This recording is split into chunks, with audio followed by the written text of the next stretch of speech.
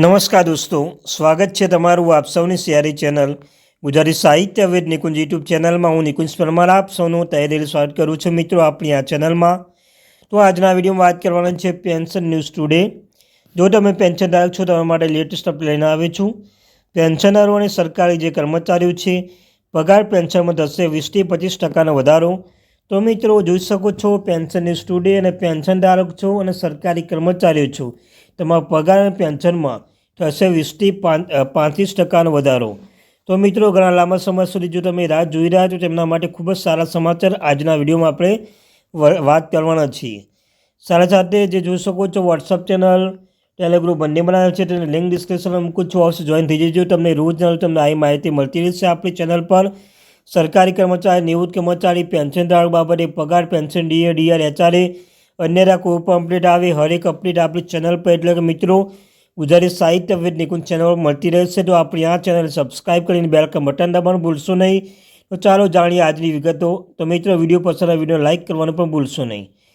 તો પહેલી માહિતી એ છે કે મિત્રો જે કર્મચારીઓ છે તો કેટલા કર્મચારીઓને આ લાભ મળશે. તો મિત્રો આઠમો પગાર પંચ અમલીકરણ લગભગ 1 કરોડ કેન્દ્ર સરકારના કર્મચારીઓને પેન્શનદાર ફાયદો થવાનો છે. નિષ્ણાતો કહે છે કે આઠમો પગાર પંચ અપડેટ હેઠળ કેન્દ્ર સરકારના કર્મચારી મૂળ પગાર 40 થી 45% વધારો થઈ શકે છે. ત્યારબાદ મિત્રો ફિટમેન્ટ ફેક્ટર શું છે. આજકાલના ફિટમેન્ટ ફેક્ટર વિશે ઘણી અટકળો લગાવવામાં આવી રહી છે. ખરેખર અમે તમને જણાવી દઈએ કે ફિટમેન્ટ ફેક્ટર એક ગુણક છે જેની મદદથી કર્મચારીઓને નવો મૂળ પગાર નક્કી કરવામાં આવશે.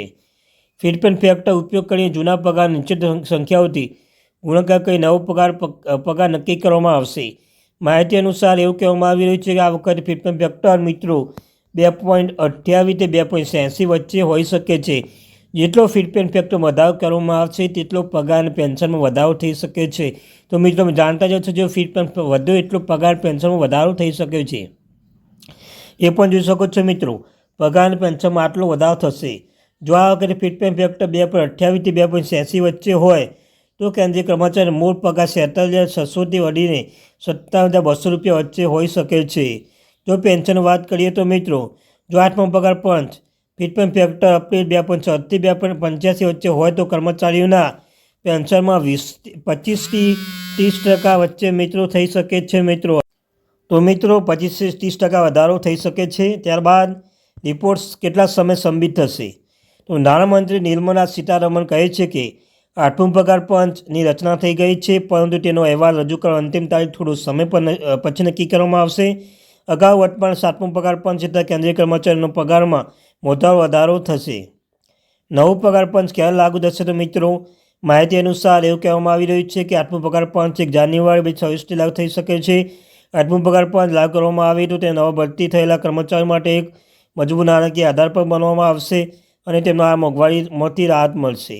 તો મિત્રો આ તે માહિતી. Thank you very much. આપણે આ ચેનલ સબસ્ક્રાઈબ કરી